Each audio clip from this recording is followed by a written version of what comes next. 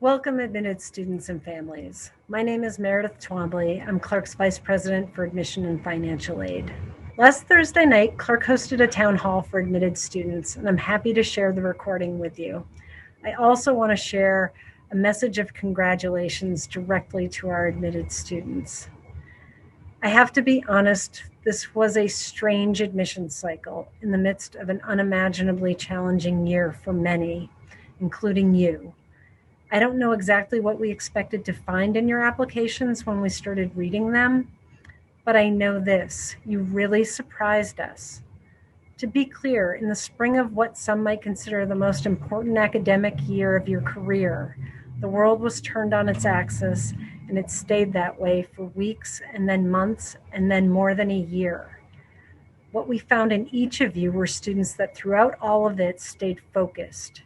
You stayed the course academically, you adapted to impossible circumstances, jumped into the college search process enthusiastically and with great Zoom skills.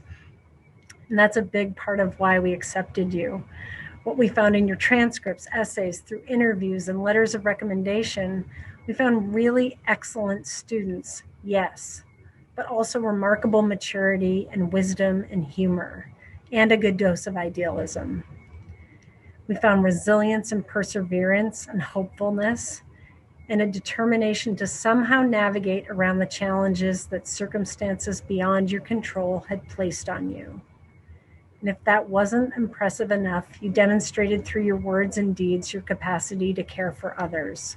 This past year really begged for greater compassion and empathy, and you rose to the occasion. In case it's not clear, we certainly didn't find students who were defeated in spirit or motivation. We found the opposite. And simply put, the Clark family would be honored to have you join us. You have so much to offer and be proud of, and we would be thrilled to call you our own. Congratulations.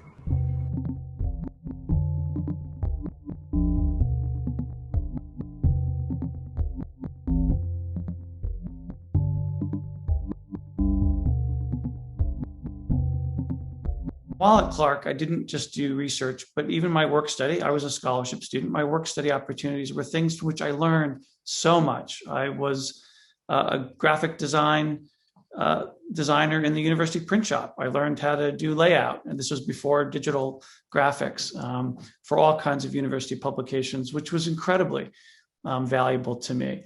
I was the assistant to a professor of psychology who was an expert in child development. And learned a great deal by working with some of his manuscripts and some of his research materials to really understand what he was learning. And took that experience at Clark. I went directly to graduate school. I got a PhD in sociology at Yale. I left Yale and spent 12 years at Harvard University in a whole series of roles, including many in student life. And then went to the University of Chicago for 12 years before coming back to Clark as president. And I credit my experience at Clark 100% for not only encouraging me to pursue an advanced degree and a life in higher education, but preparing me to do that very well. So I hope you will trust that your experience at Clark can be every bit as fulfilling as mine was 34 years ago. And obviously the experience today in some ways is even richer and fuller than it may have been back then. A couple other topics I wanted to touch on. One is Clark's commitment to diversity, equity, and inclusion. This is a core value at Clark, and this was one of the reasons that I joined the Clark community and felt that I could belong at Clark. I'm a gay man.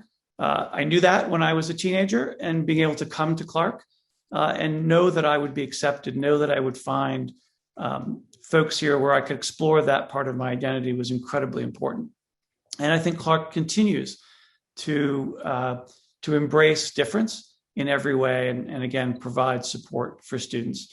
There's no question that some of these core values and principles have been challenged this year. I think there are ways in which we have let down some of our BIPOC students, and there are ways in which we need to do more and better, and we're working very hard on that. And we'll continue to work hard on that. And so I think you will find that Clark really is an accepting, embracing, tolerant community where you can be accepted, be made to feel that you belong, and really thrive here. A couple of the things I wanted to touch on. One, you may, if you've been reading the news recently, have heard that Clark has been involved in adopting, I'll use the phrase adopting, a very significant program from a local college here in Worcester that unfortunately did not survive the challenges of COVID and is closing. This is a local college that was founded in the same year that Clark was as a 2-year business degree. It grew over time into a liberal arts college, but unfortunately is going to close its doors at the end of the year. This is Becker College. Becker has a internationally admired, highly regarded, highly ranked program in interactive media arts, including game design, game production, esports management. This is not an area that Clark had a great deal of strength in, although we have fantastic humanities departments, including visual and performing arts, music, lots of things that connect to this. But starting next fall, Clark will be the home of this new school of design and technology with all kinds of courses that we know students are excited about and interested in. And once fully integrated to Clark, we'll really cut across all kinds of disciplines. And even if this is not an area that you think might be an opportunity to major in or minor in, certainly lots of courses around building skills, project-based learning that we know employers are incredibly eager to see in students. And these programs and all programs at Clark really help to hone a number of those skills. So hopefully you saw that exciting news and realize the potential at Clark for that to be part of our curricular offerings. I finally wanted to say a couple words about how we've managed through this year. Just mentioning a school that didn't fare so well under COVID. I'm pleased to say that Clark is a very financially strong institution. We have a healthy endowment. And while the challenges of managing through COVID this year definitely caused us some financial strain, we did not find that we needed to pass those costs on to any of our families. We didn't need to lay off our staff or furlough our staff. We certainly did have to hold some positions open and keep salaries flat. But we feel really good about the way we were able to manage through this past year. Just to give you some statistics from the fall, between mid-August when we opened and Thanksgiving, we conducted over 85,000 COVID tests on our campus. That's students once every 3 days, faculty and staff at least once a week. And in those 85,000 plus tests, we only had 44 positive results. None of those 44 positives emanated from campus. They all were traced back to off-campus origins. So we had absolutely no transmission of the virus in our classrooms or residence halls. And of those 44 folks, only one became seriously ill enough to be hospitalized, and that person has since fully recovered. So we feel good about the way we were able to manage through that. Of course, the experience on campus wasn't as full and rich as we would have wanted for our students, but our students have told us through a number of surveys and other feedback opportunities that they were so grateful for being able, frankly, to get out of all of your basements and living rooms and be back on campus among their peers, learning, debating the issues of the day. And even though some of those classes were online and there were fewer activities, I think people really were quite grateful to have a home and be at home at Clark. We're doing pretty well in spring too. We had a few more positive cases, given that the prevalence of disease was greater in Worcester at the time students came back. But even then, we've seen really greatly reduced rates recently. And again, no one has become seriously ill. I know one of the questions on your mind, of course, as well, what's going to happen next fall? We recently announced that we plan to be back to as near normal operation as possible. And that is our expectation right now. Of course, we have to wait and see what happens with the virus and the variants later this spring and summer. But our goal, our intention, if at all possible, is to be back as much in the classroom as possible with the full array of student activities, sports, et cetera. I know one of the questions on your mind is about a vaccine or the vaccine, excuse me, and whether Clark is going to require it. It is very likely that we will. We have not made that decision or announced it yet for a couple of reasons. One, it currently is under emergency use authorization only, and it doesn't feel right to require something that hasn't been fully approved by the FDA. We think that approval is going to be coming very soon, possibly May or June. And the reason for that is while the 2 years that's typical to achieve that approval won't have passed, the sheer number of people who have gotten vaccinated and have demonstrated that it's safe is likely to lead the FDA to approve that in just another month or two. We also wanted to be sure that the supply of vaccine was going to be plentiful enough that if we required it, nobody should have trouble getting it. If we do end up requiring it, which again, I think is likely, not a decision, but I think is likely, it would be of students, faculty, and staff. But of course, we would have a mechanism for people to request an exception or a waiver based on religious beliefs or medical pre-existing conditions or things like that. Clark currently requires vaccinations for other diseases. The state of Massachusetts required the flu shot of all students studying in Massachusetts this past flu season. So we feel it's not an unreasonable expectation for people to come back and feel as safe as possible with the vaccine. So again, let me end by where I began, which is congratulating you on your acceptance at Clark. We would be thrilled to count you among our university community and really hope that you'll decide to attend Clark and know that you'll thrive here. So thank you for being with us. And I'm happy to, if at all possible, answer your questions along with my colleagues. So thank you. Again, congratulations. I'm Lydia Mann. I'm the Director of Admissions Outreach here at Clark. I'm really, really excited that you submitted an application and that you're here with us this evening, and really hope that you do choose us as your future home, college home. So there are already more questions than we can answer. I'm just going to say that right now. So we will do our absolute best to speed through what we can. And if your question doesn't get answered, and if you have logged in as anonymous, just follow up with the admissions office and we'll get you an answer later. So the first one is actually for Donna Curry, who is our Senior Executive Director of the LEAP Student Success Network. A few people are interested in how Clark prepares their students for careers and what some internship opportunities would be. Sure. Hi, everyone. As Lydia said, I'm Donna Curry, and welcome tonight. I'm so thrilled that you've been invited to attend Clark, and I hope you do so. We welcome first years into the Career Connection Center. Actually, through orientation is when we first introduce ourselves. And we lay out a variety of resources, both staff and digital resources. We have career advisors that are organized around academic disciplines that can work with you if you know what you're really interested in, or they can help you decide around a path to explore what interests you. In terms of internships, we have a myriad of opportunities that we have posted on our job board Handshake. But we also have a unique platform called Clark Connect.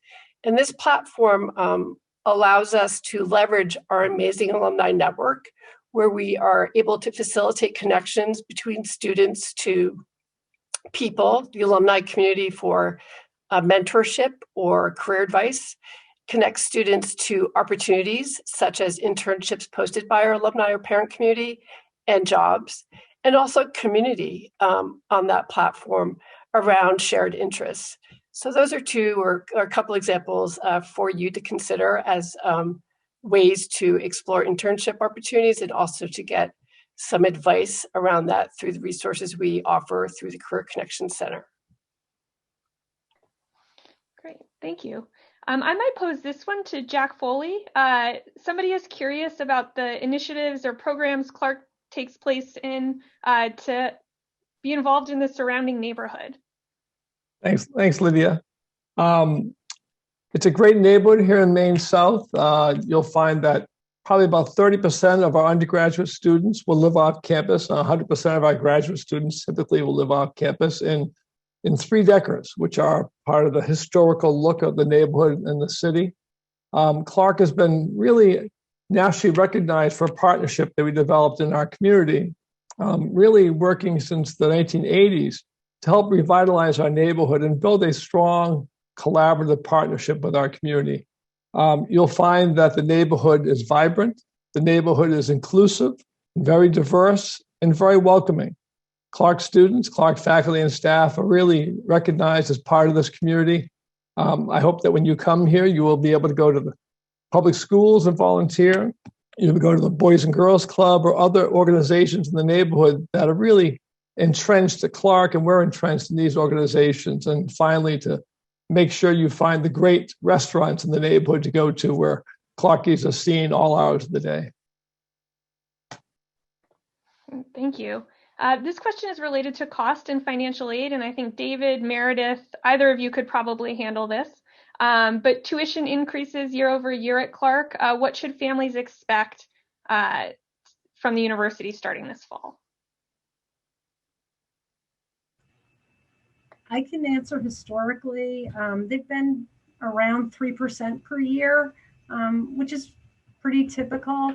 It's hard to say what they'll be moving forward because they are voted on each year by the Board of Trustees, and that's an involved undertaking every single year. But the average has been 3%. I don't know if David wants to add anything to that. Not to the historic trends, but just to say that we understand that the cost of college is really challenging for many families, and appreciate the ways in which you really stretch to provide these opportunities for your kids. And we would love to keep those costs as low as possible. But we also, it's expensive to provide the kind of education that we do, and we want your students to have the very best experience they can. So we were not able to keep tuition flat for next year because we really do want to make sure we're providing the best facilities, the best curriculum, the best faculty, the best staff for your experience here, and that costs the university more each year. And so that's why it's been really hard for us to hold expenses flat, tuition flat, because our expenses never stay flat. And hopefully, I know you understand that, but at the same time, we've really been trying to keep the increases around that 3% range. Related to that, David, how financially stable is Clark as a university? Very at the moment. So, we have a very strong balance sheet, very high credit ratings by Moody's, Standard & Poor's. As of last week, our endowment was $477 million. By every measure, we're a strong institution financially. That doesn't mean that we don't face a strained budget from year to year. As I think most families know, endowments aren't one great big piggy bank of money that you can take and spend on anything. Lots of endowed funds are restricted to very specific uses. So you're not able to go in and tap into it for just any reason. But we're very strong financially right now, even as clearly with COVID this year and perhaps some of next year, there are going to be there'll be a little bit of financial strain just in the operating budget. Thank you. And this question might be a combination of Esther, Betsy, and Danielle, who's on the line as well. But can you help us understand how students interested in entrepreneurship and innovation can be involved in those pursuits at Clark? Well, I can start by saying that we have an entrepreneurship program in our School of Management. And in fact, it is, I believe, routinely offered as a first-year intensive seminar by one of the core faculty in entrepreneurship. So certainly look for that. And this answers the question directly in the sense that you can get started with your interest in this area as early as the very first year in the first semester. Thank you. I was excited. I'll share my own knowledge. I was excited to hear about a food truck that's coming to Clark. This is the project of one of our faculty members.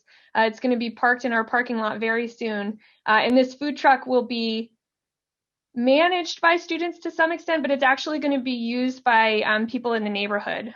So there is a women's group in the neighborhood that will have businesses cooking food, preparing the food, and then our students will actually help them put it to market and get the food trucks on our local streets. So that's one example of neat initiatives that are just homegrown and taking place here on campus. There are a few questions in the chat now about the fifth year program. This is really unique to Clark. I was a high school counselor at a boarding school before coming to Clark University, and I knew a lot about a lot of colleges. We are one of 2 schools that has this program. So could somebody speak to the accelerated degree program? Sure, I can do that. I can get things started, and if anyone else wants to chime in, that's great too. Our accelerated degree programs are offered through many of our departments, not all, and sometimes we refer to it as our fifth year program. And essentially, once a student has articulated their intent to enter an ADP program, what they would do is that they would begin, first they would need to have the academic standing and the GPA required to apply for the program. They would do that in their junior year. And when they are admitted to the program, then this is truly accelerated, which means that they begin to take graduate level courses in their senior year as pathway into the graduate program in their fifth year. I don't know if there are any other details that you'd like shared about it, but if you would write to me directly, I can certainly connect you with our Dean of Graduate Studies and Research, who oversees the ADP programs. Thank you. This question is probably for Danielle, who helps us in student life, but we've had a few questions about, for students who are planning to come to Clark, when everything gets started, when they arrive on campus, what orientation looks like, all of that. Thanks. Hi, everybody. I'm Danielle Morgan Acosta, she, her pronouns. I serve as the Associate Dean of Students for Student Engagement, and I am also a 2-time Clark alum, so that fifth year program really helped solidify my decision to come to Clark many moons ago. We are getting things started for students coming back in our current plan. Move-in for first year students that are not participating in a pre-orientation program will be August 19th. And so students will move into one of their residence halls rooms or come to start joining us for commuter orientation. Classes start on August 23rd. And so you'll have a couple days on campus. We do orientation right before you get here, which is a really special way to make sure that you feel comfortable on campus, that you know Worcester and the community, that you're connecting with your peer mentor, the folks that live in your residence hall and on your floor and with your RA if you are living on campus, and kind of get a feel for everything that's going on, but also make some friends and have a lot of different activities. I know too, there were questions about kind of housing and all of that information, and admitted students will be able to start putting in some of their information in their portal once they kind of commit to Clark. There'll be lots of different information about our fabulous residence halls that are designed for some first year students, as well as our mixed class hall and our single gender hall, and ways that you can either meet a roommate at a mingle or share a little bit about yourself and then get matched with a roommate. So either way kind of provides some additional support. So hopefully that's a good start. I'll put in some information about orientation and the housing link so that you have that at your fingertips. Thank you. This one is for Meredith and or Betsy, but for students who have taken dual enrollment classes in high school. So I was a high school student, but I took a class at a local college as part of my program. Maybe I took an AP class or an IB class. How does Clark handle those credits? can see Betsy unmuted herself, so I'm going to let the academic person handle it if she wants to. I know we do give credit, though, but I'll leave it at that. Yes, our academic advising team will evaluate the credits that are transferable. So it undergoes a review process where we determine the transferability of those credits. So this is done, of course, once you submit the materials to us, and we do that right away, and certainly have all of the transferability of the credits figured out before you begin your first year. Thank you. One for you, President Fithian. The vaccine requirement at Clark. This fall, when many of us were told to get the flu vaccine, did Clark also create exemptions for that? Would there be exemptions for other types of vaccines that students might need to get? Yes, we'd always. It's not specific to the type of vaccine. There's a waiver program, exemption program for specific reasons that anybody can apply for that. Just a reminder, the flu vaccine, we have a flu clinic every fall for those who want it. This past fall, it was the state of Massachusetts that required it of all students studying in the state. And I don't know if the state had waivers for that or not. I would imagine they would have, but that was not our requirement this past year. But yes, if we do end up deciding to require it, again, it would be because we think it's important to keep our community safe and not have to do the same type of testing every 3 days that we had to do this year. There would be a possibility of getting an exemption from it. I have another one for you too, which is related to the new Becker School of Design and Technology. Is Clark going to be assuming any of Becker's campus in as it relates to buildings? How do we plan to accommodate that program next year? Yeah, so for next year, our plan is to keep the program on Becker's campus in the existing facilities that the school now uses, which is basically two buildings on their campus. And that buys us time to figure out how to accommodate that program here on our own campus. But the long-term goal is absolutely to bring the program here to our campus, fully integrate it into our curriculum, into our college programs and our graduate programs. There's an MFA program currently. But for next year, because we don't have facilities ready-made for this, for next year, we are hoping to keep it on the Becker campus and will provide transportation back and forth for students. Thank you. I have another one for Danielle. We've gotten a couple questions since you spoke about what is pre-orientation. I think this is probably in relation to what is the difference between orientation and then some of the programs that we offer beforehand.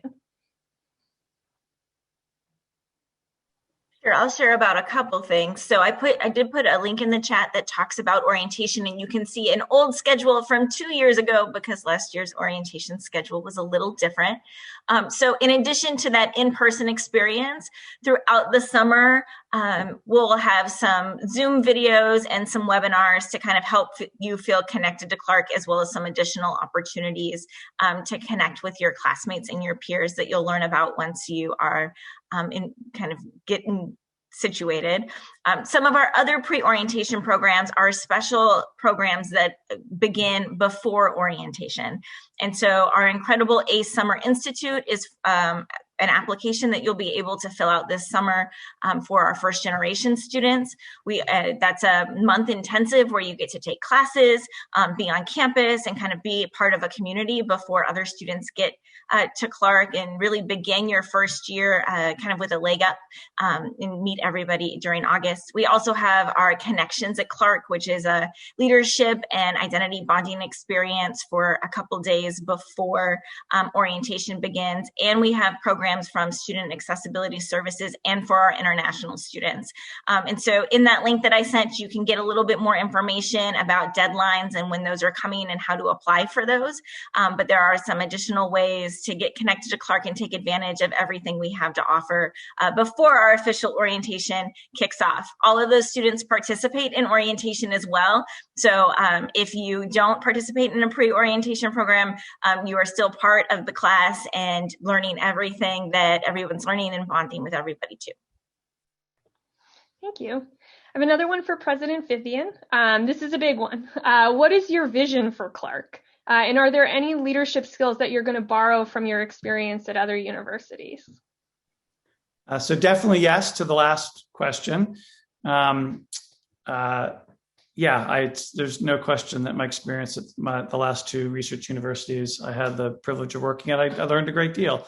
Not all of it will be transferable to Clark, but I think much of it will be. And I appreciate this question very much because I think it's important to know if you plan to come to Clark that this is a special moment right now where a number of things are coming together in terms of a sense of ambition and appetite to take on new programs like the Becker School, to really invest in our facilities, which of course takes some time and money. But we really want to provide the best, most compelling education we can to our students.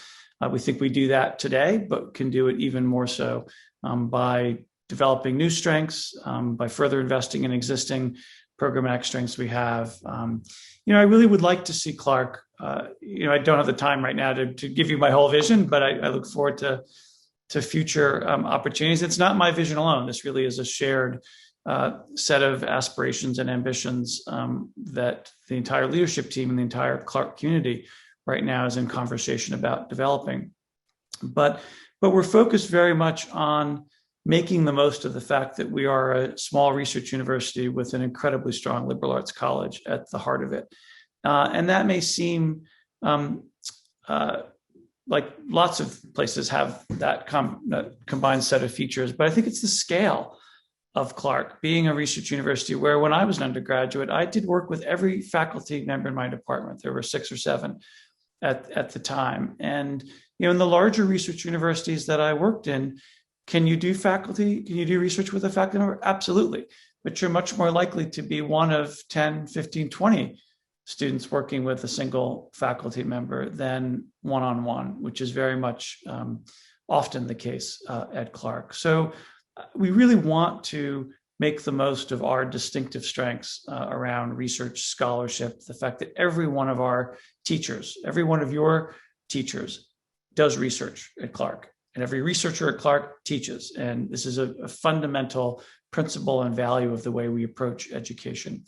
And so our future will very much be rooted in our past. Clark was founded as a graduate-only institution. We have deep roots in research and in graduate education, and that really informs in a powerful way how we teach undergraduates and prepare them to go on to graduate study or go on to very successful careers. Thank you. We are nearing the end of the program. I want to squeeze in a couple more questions. People have been asking if this is being recorded. We weren't initially going to record it, and then you asked, so we are recording it, and we will send out what we have. A question for Jack. This is something that I think not enough people know that we have, which is Hekma. It's a consortium of the Worcester area colleges, and people are interested in how that works and what opportunities it affords students. Sure. Students are able right now to take courses at other schools, and Worcester is home to 8 colleges and universities. And as part of the arrangement that we have with all the other schools, students can cross-register. In pre-pandemic times, we made those available to students, and we made available to students Uber rides so they could get back and forth to those campuses very quickly and very easily. So there are. You have that opportunity to look at the course catalogs of other schools and supplement what we offer here at Clark with the offerings at other schools. Thank you. I'm going to have Meredith answer one quick one. Are we open for visits? We certainly are. We have been trying to run visits as often as possible since last fall. Right now, for admitted families only, we have guided tours. And in addition to that, we have self-guided tours. If you look at our visit page, if you go to the admitted page, there are links to where you can sign up for visits. If you click on a day in the calendar, it might only show self-guided tours. That just means that our guided tours are filled that day. But if you click around the calendar, you might be able to still snatch a guided tour. But we definitely want you to come to campus, especially before May 1st, if possible. We know how important that campus visit aspect is to the decision-making process. Thank you. And thank you for bringing up May 1st. I know that some schools have cut back on counseling and things like that. So if you're not aware of that deadline, it is the deadline by which many U.S. colleges have you deposit. So you actually enroll and become a student by May 1st. If you have any questions about that process, the admission counselors at Clark are happy to help you talk about it in general and just provide some education if that's been missing. We are happy to be a resource. So I'm going to wrap up by asking our four speakers at the beginning, so Betsy, Esther, Meredith, and David, to really briefly give one piece of advice to a student who's starting college in the fall. What's something that they should do, lean into, look forward to make their first semester in their 4 years successful? Who are you going to start with? I can start with any of you. Do you want to start, Meredith? I'll start. You didn't warn me about this question, but the advice that I would give myself is that, I was a shy person back then, but I also knew when I was joining a new community, it was that one time when I should just be extra me, extra unshy, just say yes to everything for a little while. And that really worked well for me. So I would say just keep an open mind, say yes, smile a lot, and things will fall into place. So I guess I will follow along that line. And as Dean of the Faculty, one of the things that I would recommend is go to office hours. Faculty really aren't disturbed by students. Sometimes students think that they're bothering the faculty if they go to office hours, but it really is an opportunity for them to get to know you and you to get to know them, and to be able to ask questions. Don't be afraid to ask questions of your professors. It's going to be the start of hopefully a healthy relationship where these are the people who are going to be eventually writing recommendations, connecting you with research opportunities if you're not being research assistants to them yourselves at some point. And so it's the start of kind of beginning to think about how you're going to engage your faculty as mentors, not just your teachers. So I would encourage you to go to your office hour, your professor's office hours, and start to get to know them a little bit so they can get to know you.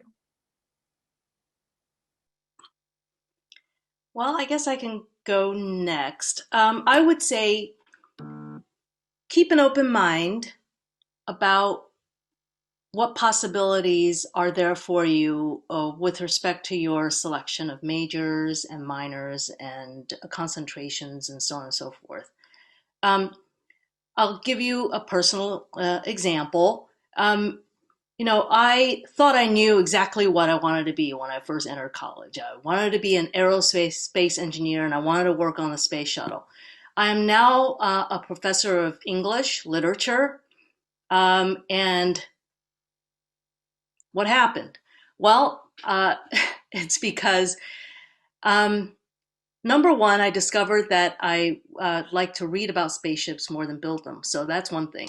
But the other is that I discovered very quickly when I got to college that there are so many disciplines and directions and majors and areas of study that I just knew nothing about. And you can't choose what you don't know, right? So you just need to take some time to discover what sociology even is. There's no, a lot of, high school doesn't even have sociology as a legible, program of study. And a lot of people even had to discover what that was. And we have students all the time who all of a sudden discover a different department and the work that they do there and all the great stuff that the students are doing there, and they didn't even know it existed until it was their junior or senior year. So at a liberal arts college like ours, this is your time to really find out all of the different things that are available to you that you can become and do great work in the world. So if you have a very committed vision for yourself and you absolutely want to pursue it, we can make that happen for you. If you're not sure yet and you just want to see what's out there that you could do, we have that here too, and we have everything in place to help you figure that out for yourself. Great. So my advice, whether you're at Clark or anywhere, I hope you come to Clark, but my advice is that you absolutely take an active role in your own education. Far too many students start college and get well into it as passive consumers of information. You let your education happen to you. And that doesn't mean, as Dean Huang was just saying, that you have to know coming in the door exactly what you want to major in. No, that's not what I mean. You can take an active role by exploring as many different fields and courses as possible, even when they're required courses or sequences. Be active in deciding how you're going to invest in those courses, the areas you really want to dig into. So my advice is to, I know it's hard. There's a lot of things coming at you, particularly those first weeks and first months, but be active. Don't just let your education happen to you. Right. Is Esther still with us? We need your advice, Esther. I am. Yeah.